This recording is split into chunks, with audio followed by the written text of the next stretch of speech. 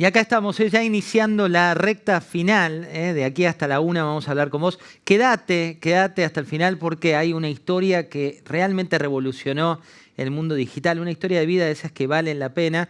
Y ahora nos vamos a meter en el mundo de las empresas con 3 CEOs, 3 números 1 de compañías que aquí nos acompañan para ver, bueno, cuánto hay de real en esta transformación.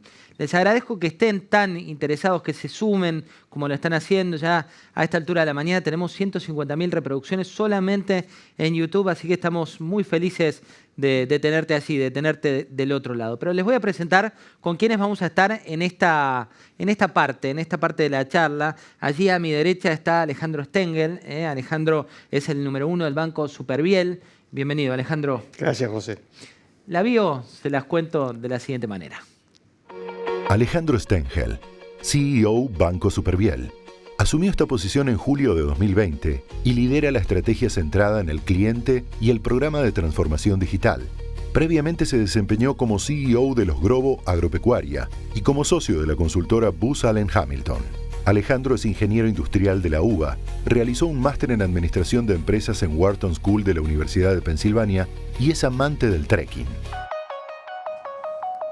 También a mi derecha, pero ya en el centro del escenario, lo tengo a Martín Sarit. Martín, bienvenido. ¿Cómo estás? Gracias, gracias. Bueno, qué días, ¿no? Días de transformación. Así es. Muy fuerte y acelerada. Por supuesto, sí. Sí, eso nos lo trajo la pandemia, cambio de ritmo. Un cambio de ritmo que también tiene su bio, para que sepas de quién te estoy hablando. Él es Martín Sarit. Martín Sarich, presidente ejecutivo de BBVA en Argentina. Desde 2015 lidera el banco en el país y entre 2002 y 2007 ocupó el cargo de desarrollo comercial en BBVA España, hasta que regresó a la Argentina para asumir como director de planificación y financiera. Martín es licenciado en Economía de la UBA, tiene un máster en Economía de la Universidad del SEMA, un MBA de la Universidad de Chicago y es un aficionado al piano.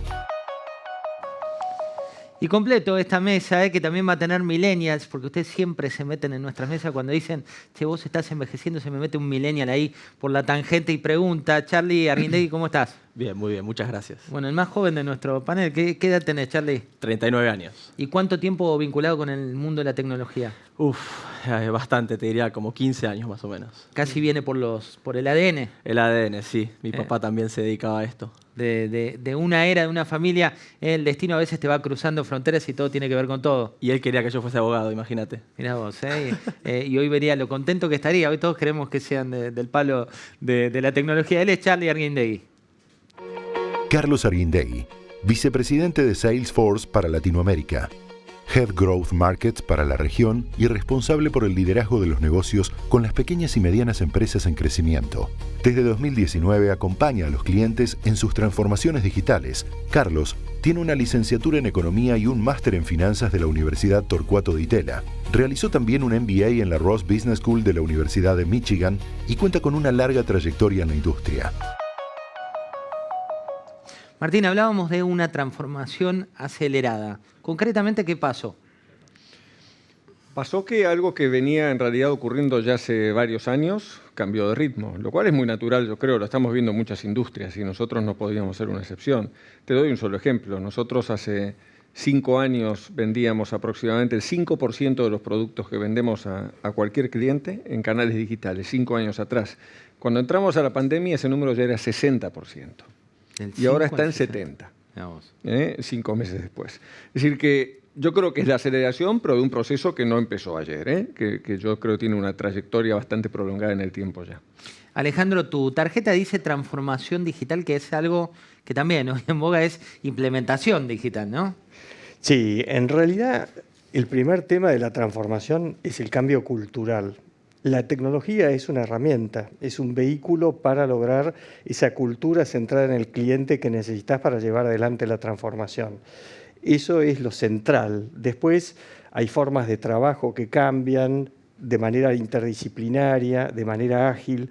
Cambia la tolerancia al error, el aprendizaje a través de prueba y error y todo el proceso de adopción. Es un cambio cultural muy profundo.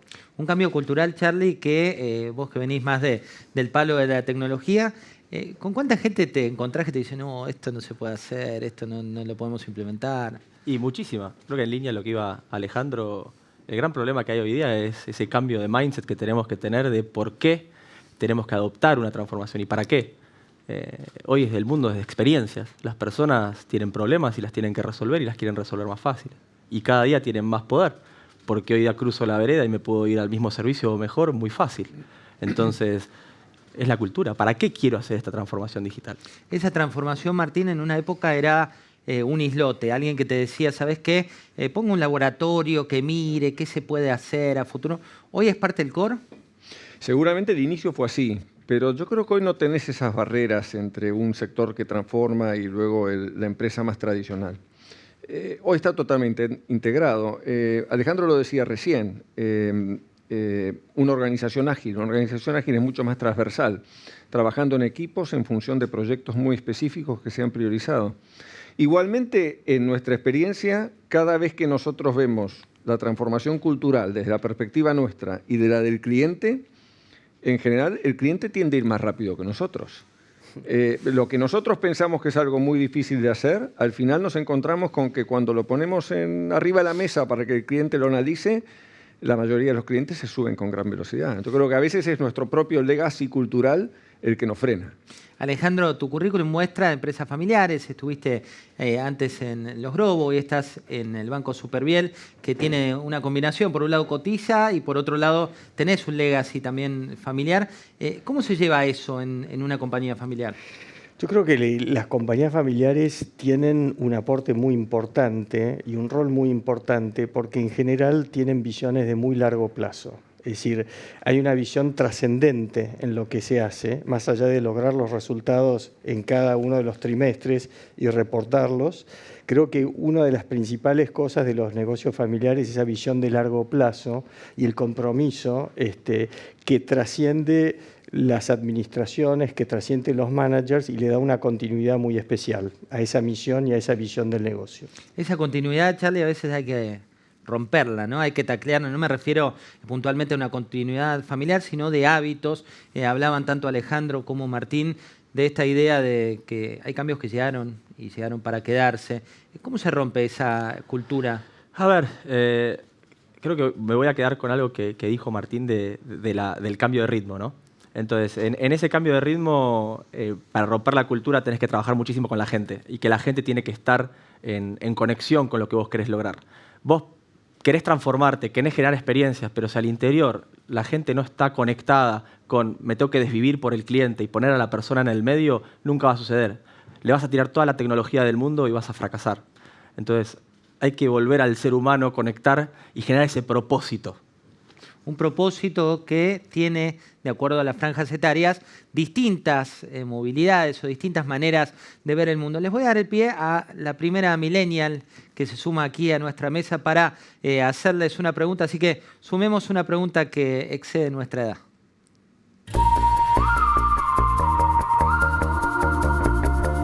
Hola, mi nombre es Julieta, tengo 22 años y estudio Comunicación Digital en la UCA en Buenos Aires. Y yo me pregunto, si seguimos trabajando o estudiando desde nuestras casas por un tiempo indefinido, ¿pueden llegar a colapsar las conexiones?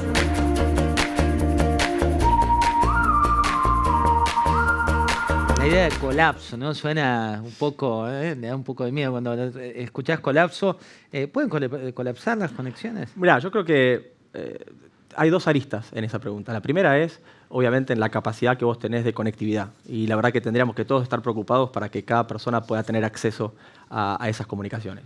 Por otro lado, tenés compañías que se dedican a hacer esas comunicaciones más eficientes. Imagínate el siguiente ejemplo. Vos tenés una autopista, donde en la autopista entran 2 camiones que van para el mismo lado. Ahora, esos camiones vos los reemplazás y ponés 3 autos. Y después sacás esos autos y puedes poner 15 bicicletas. Hoy día la velocidad de la tecnología va tan rápido que está logrando que los datos que viajan dejen de ser camiones y pasen a ser bicicletas. Entonces, vos tenés que, por un lado, invertir más en conectividad, pero por otro lado, el avance de la tecnología va a hacer que sobre las mismas autovías viajen más datos. Esos datos, Martín, me pongo el traje de CIO, de director de sistemas de tu banco, te toco la puerta a vos como número 1 y te digo, tenemos que invertir fuertemente en tecnología. ¿Qué tan importante es esa inversión? Lo es en distintas formas. Pensando en la respuesta de Charlie, evidentemente hay una cantidad de de hardware, de fierros, de capacidad que tenés que invertir, y eso se hace.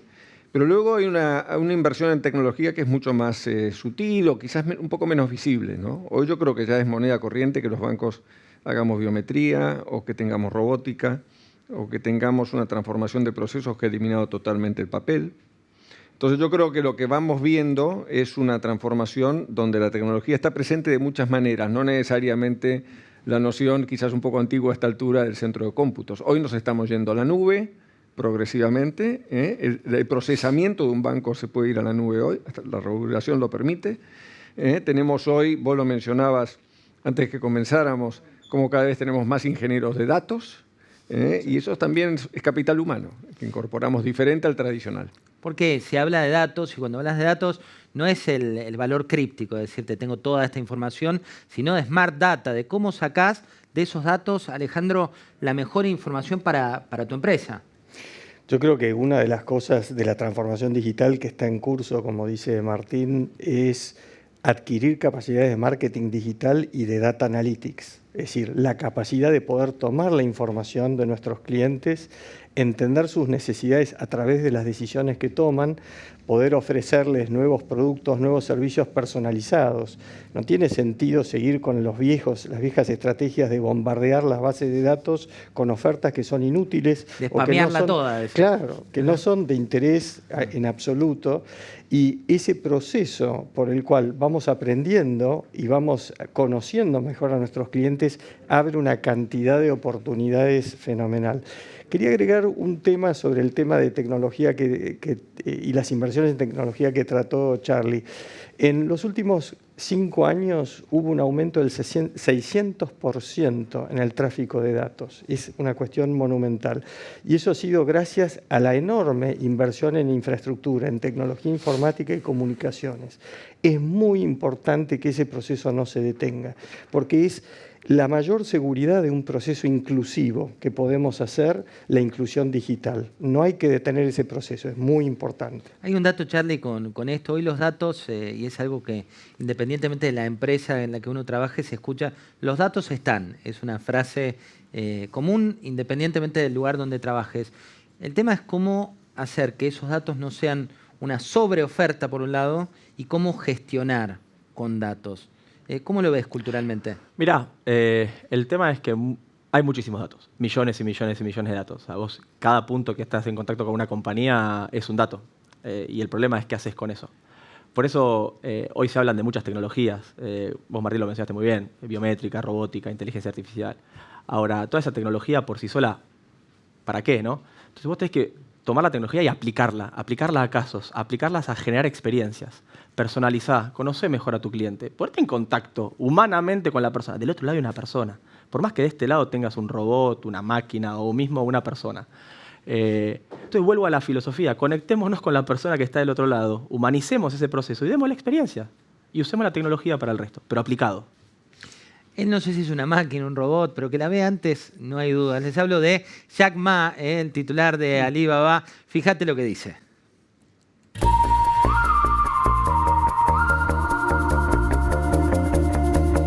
疫情过后，世界经济会发生巨大的变化，中国经济会发生巨大的变化啊！如果过去互联网技术只是让很多企业活得好，未来互联网技术从疫情过后，互联网技术是很多企业能够活下去的关键点。其实这次看，从复工情况来看，复工最快、最迅速的是通过互联网技术，所以互联网技术啊，电子商务、互联网技术必须成为新的基建。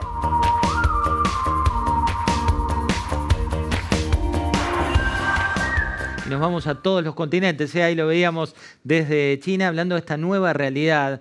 ¿Cómo se adapta un banco tradicional a la nueva realidad? ¿O ya no es un banco tradicional? Es que ya no es un banco tradicional, gracias por decirlo.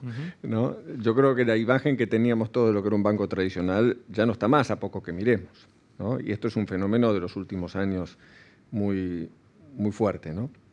Fíjate lo que es la adaptación al teletrabajo, lo que es los mismos números que yo te comentaba antes de ventas digitales. 3/4 partes de los clientes ya operan digitalmente o en una app. todos los productos están disponibles. Cada vez más la necesidad de ir a hacer la típica operación de caja presencial, que es el emblema histórico de una transacción bancaria, es algo que requiere que quieras operar en una economía con efectivo, únicamente, porque si no, no hay ninguna necesidad de hacerlo, y de hecho ha disminuido dramáticamente. Cuando digo dramáticamente, la mitad de las transacciones de caja por cliente de hace 5 años. Bueno, ese es un tema muy importante, Martín, el de la economía informal, la economía que en nuestro país todavía sigue teniendo un costado medio complejo, que es cómo resolverlo. ¿Cómo lo ves? Es un gran problema porque es una gran fuente de ineficiencia para la economía. Yo creo que cualquier persona eso lo comprende. No tiene ningún sentido en el mundo, no opera mayormente con efectivo. Es una pérdida de recaudación. Es un factor de inclusión financiera, me parece, de abandonar ese esquema muy relevante. ¿Y cómo se logra? Yo creo que es un esfuerzo conjunto. Evidentemente hay que hacer que el efectivo sea menos conveniente que cualquier otro medio digital de pago. Digital o no, ¿eh? O sea, y hoy es al revés. Desincentivar el Correcto. efectivo. Hoy el efectivo vale más. Sí. Cualquier persona que tenga un billete en el bolsillo sabe que vale en un comercio 10% más que tener una tarjeta de débito o de crédito. Hasta que no revirtamos el sistema de incentivos que está detrás de eso, no vamos a lograrlo. Alejandro, hoy todas las compañías, nosotros trabajamos personalmente en un medio que lo definimos como una compañía tecnológica, él es una compañía tecnológica, él es una compañía tecnológica. ¿Qué innovaciones te piden hoy cuando hablamos de sistema y transformación digital? Yo creo que, mira, básicamente tiene que ver con entender bien al cliente y resolver las necesidades. Nosotros tenemos 2 o 3 casos que nos dejó la pandemia que son realmente muy impresionantes. Históricamente se pensaba que el segmento de adultos mayores era un segmento conservador, que no adoptaba tecnología o que lo hacía a un ritmo muy lento. Y la verdad que esta pandemia demostró que no es así. Nosotros hicimos una aplicación de jubilados, al principio tuvo un proceso de inducción y después se aceleró notablemente y hoy tenemos 161.000 jubilados en esta app para jubilados, donde pueden hacer la fe de vida cuando vuelva a ser norma, pueden consultar saldos, conocer la fecha de los pagos. El nivel de adopción se disparó. En otro segmento donde se sostenía que había una brecha digital infranqueable era el segmento de menores ingresos. Nosotros armamos una app de registración y tenemos más de 180.000 registrados que cobran el IFE. O sea, hoy realmente la tecnología digital y la innovación pasa por atender las necesidades del cliente, por incluirlas, y aludiendo a algo que había dicho Charlie antes, es la humanización de esa tecnología. El gran desafío es humanizarla. Humanizarla quiere decir entender al cliente, satisfacer sus necesidades, acortar las distancias, ahorrarle tiempo al cliente y hacer soluciones simples, amigables, que puedan resolver esos problemas. Charlie, en este momento me estoy convirtiendo en bot. ¿Cuál sería el error más frecuente que tengo en materia de implementación tecnológica si soy el bot de tu compañía? Que me dé cuenta que sos un bot. Que te des cuenta, porque si te das cuenta es que hice mal mi trabajo. En realidad yo estoy buscando resolver un tema, ¿no? Y normalmente las grandes problemáticas están cuando quiero resolver el tema y me doy cuenta que la persona que está del otro lado no me puede resolver el problema porque encima no es una persona. Entonces no puede conectar conmigo desde la sensación que yo tengo. Y me indigno con eso. Imagínate que vos tenés un problema con el auto y llamás a la grúa. Ya todos sabemos lo que pasa. Son 4 horas de estar sentado, 3 horas esperando la grúa. Y capaz vos estás en un lugar que no es tan cómodo para que estés ahí. Un lugar peligroso, un lugar... Exactamente. Y vos llamás y pedís que por favor vengas más rápido porque sentís que tu salud o tu integridad está amenazada. Y te encontrás hablando con un robot. Vas a querer agarrar el celular, revolearlo por la ventana. Cuando resuelvas el tema, vas a ir y te vas a ir a una compañía que por lo menos se comprometa a traerte la grúa más rápido, que te atiendan mejor. Pero ahí, para los que no venimos del palo, ¿cuál es el error más frecuente en el detrás de escena para que ese bot sea un bot para el cliente? A ver, el bot es una parte de un montón de componentes que hacen a la atención del cliente. Entonces, hay un montón de cuestiones que puedes resolver automáticamente con un robot. Ahora, tiene que haber un pasaje transparente del mismo flujo de información a lo que voy a decir. Si yo llamé por teléfono y me quedé apretando los botoncitos del IVR y después me atiende un bot y me doy cuenta que es un bot, cuando me atienda la persona, que esa persona vea todo lo que hablé, todo lo que dije, que no tenga que empezar de vuelta. Entonces, el bot por el bot no sirve de nada. El bot ayuda a eficientizar transacciones que son caras y las atiende una persona.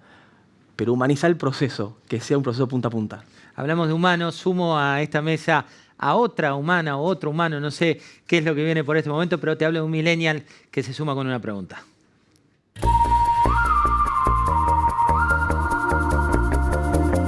Hola, mi nombre es Paula, tengo 24 años, soy estudiante de diseño gráfico en la FADU UBA y mi pregunta es si una vez que pase la pandemia tienen pensado seguir implementando el home office en sus empresas y cómo fue este cambio de modalidad y este viraje a lo digital, si trajo muchas dificultades, cómo se adaptaron los empleados de mayor edad y si pueden rescatar algo positivo dentro de este contexto.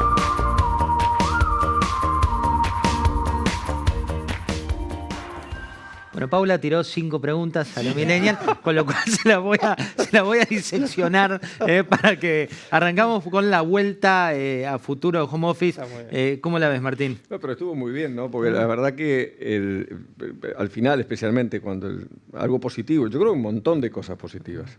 La vuelta no es al punto de partida. Yo creo que eso está claro. Yo creo que todos estábamos haciendo depende de la industria, en la nuestra, una experiencia de ir avanzando en el teletrabajo.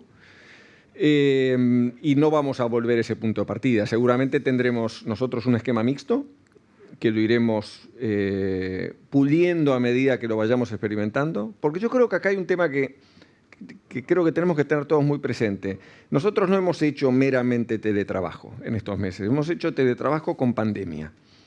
Y eso es un fenómeno que no vamos a repetir. Es decir, en los próximos años vamos a tener teletrabajo, pero nuestra vida familiar, nuestra vida social va a ser, ojalá que siempre sea así, de absoluta normalidad. Y ese test no lo hemos hecho, ¿no? Lo que significa hacer el teletrabajo en un contexto normal. Entonces creo que hay que mirar muchos temas más, aparte de lo tecnológico, ¿no?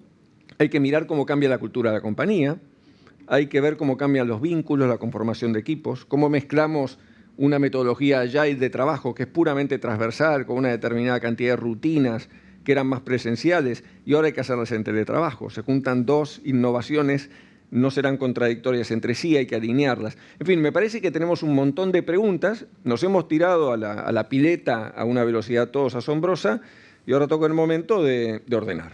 Ese orden, en términos de positividad, Alejandro hablaba en otra parte de la pregunta de, bueno, ¿qué es lo que rescatás, lo que más rescatás?